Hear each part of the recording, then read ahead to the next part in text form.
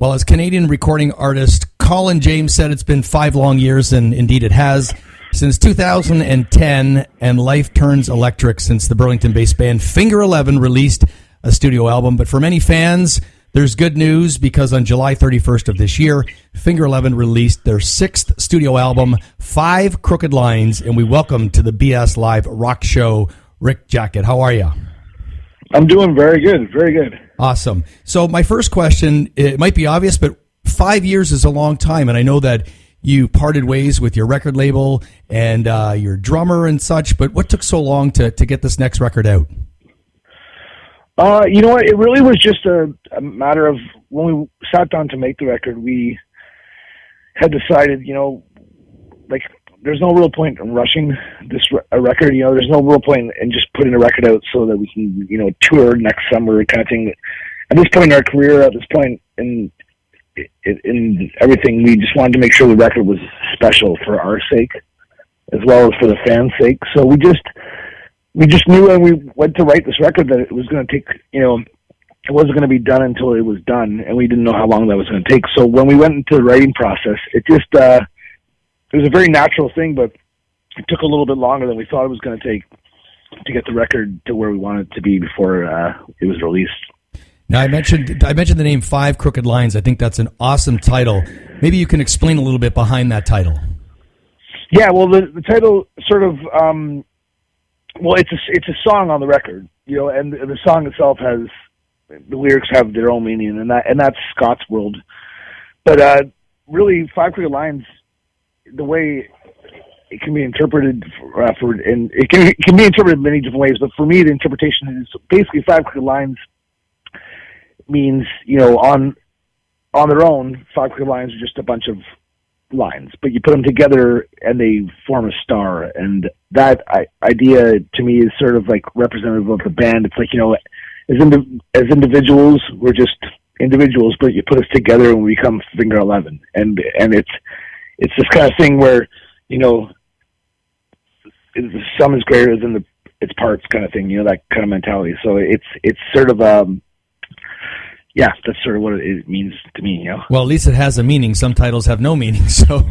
yeah. Well, I mean, the song itself is, is talking about fate and glory and success and how fickle it can be, and how, something as brilliant as a star, as glorious as a star, can be shining bright one moment and then fall from the sky at any time, Next question I have for you is I listened to the record last night. I heard the single, Wolves and Doors, before, but I listened to the whole album last night, and I'm going to give you my interpretation. It's very organic, and it's very raw. There's not 25 guitar tracks. It seems just in-your-face rock. How would you describe this record for Finger 11? Yeah, you know what? Those 2 words I would use to describe this record. And that was very intentional. When we made, like I said, we took a long time to write the songs for the record. That was the part that we obsessed over, and really took our time to make sure we got that part right. But once we actually had the songs written and went down to Nashville, we didn't take very long to actually make the record. We took 14, 15 days in Nashville to record the record, and that was on purpose, because we knew obsessing over the songwriting is perfectly natural and fine, but obsessing over the studio is something that's become the norm nowadays, and it was something we didn't want to do with our record. We've been guilty of it in the past, and I think 90% of the modern rock bands are guilty of it nowadays, to just overdo the studio process. So, we were really just with Dave Cobb, the producer, we went back to the philosophy of some of our favorite bands and records from the 60s and 70s, and just, you hear these stories about Sabbath recorded their first record in 6 days, or, these legendary records didn't allow themselves to be obsessive in the studio. So for us, the recording process was very honest and organic and raw, and that's, and we're really proud. I'm really happy with the way the record actually turned out. It's it has a real honesty to it that I feel like we haven't captured in a long time. Now, have you worked with Dave Cobb before, the producer?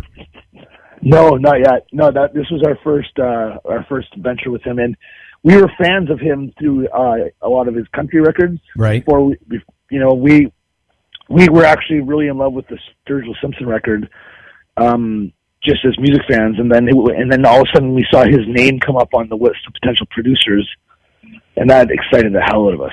We instantly were like, "Oh my God, we can work with this guy!" Because what we were in love with that record, aside from the songs and stuff, was just that it wasn't a typical country record by today's standards, and that's what we were hoping with our own record, to not make a typical rock record by today's standards.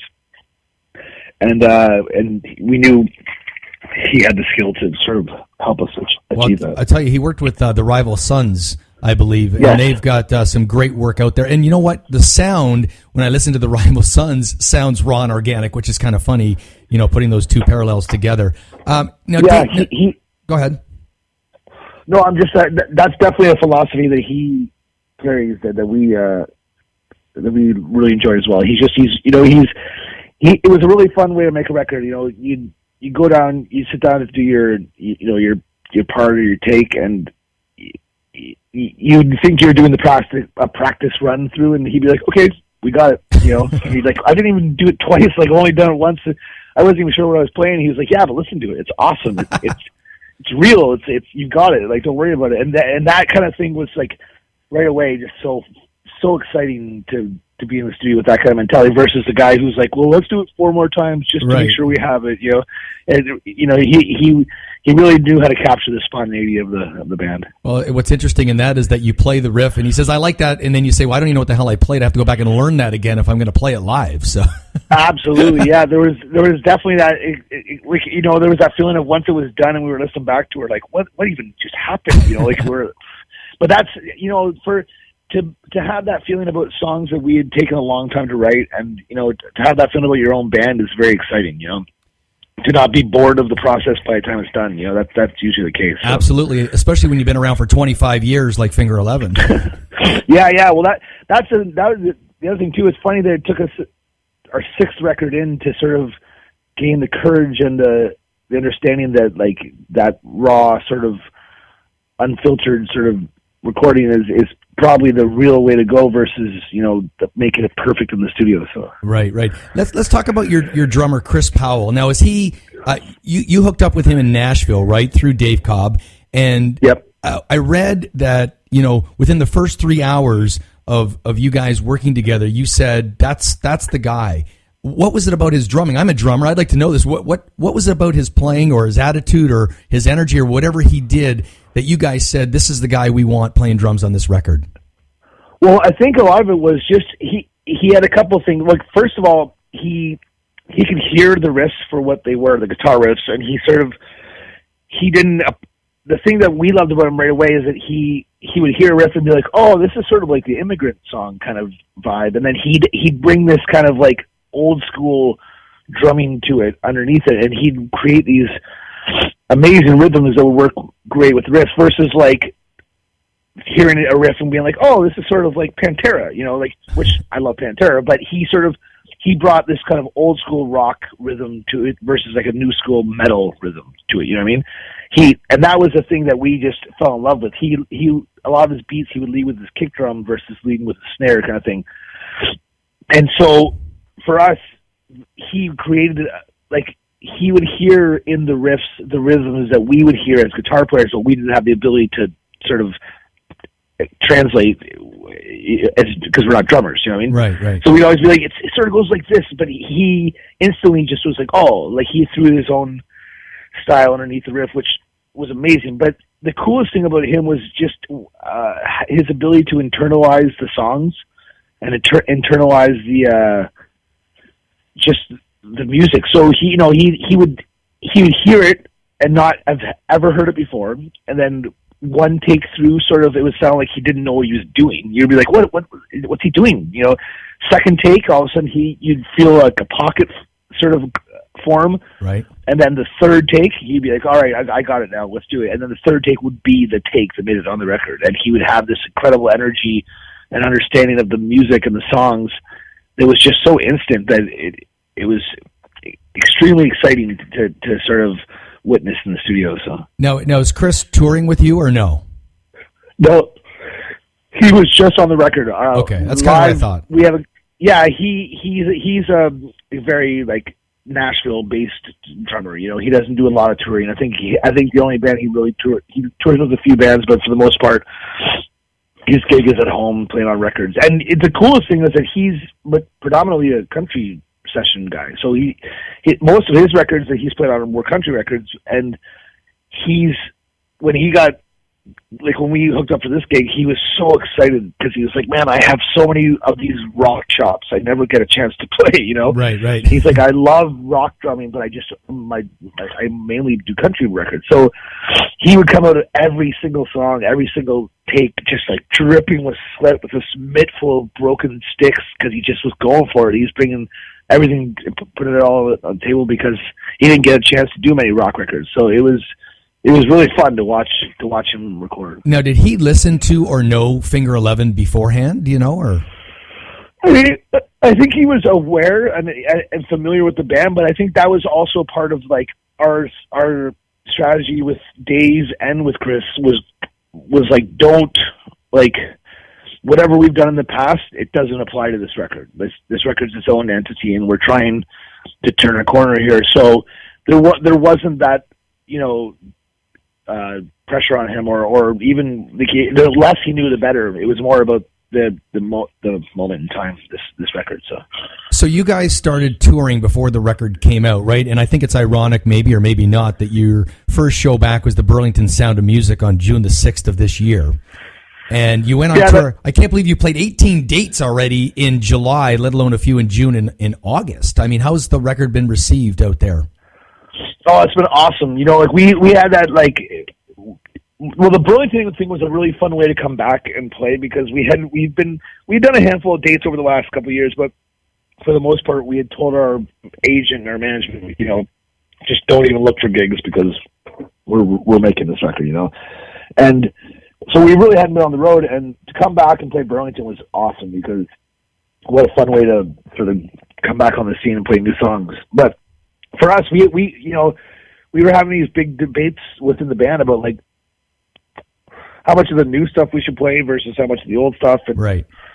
You know, we, like most bands, you know, just you make a new record, and that's what's exciting you as a band member at the time. So we had this desire to play all new stuff, but we are aware that, you know, we've been a band for 25 years and we have a history and we have songs that people want to hear. So finding a way to do both was really sort of a challenge at the beginning. But what we found was the new songs were getting, like, before the record was out, before people even heard it, the response live was just so immediate and so awesome that it felt more important in a lot of ways to play the new stuff than it did the old stuff. So what we found was that the new stuff combined really well with the older stuff of ours, like the heavier, more raw first couple of records. So the sets actually have become like this really powerhouse kind of like straightforward, like heavy rock set that we haven't done for a long time, which is a lot of fun.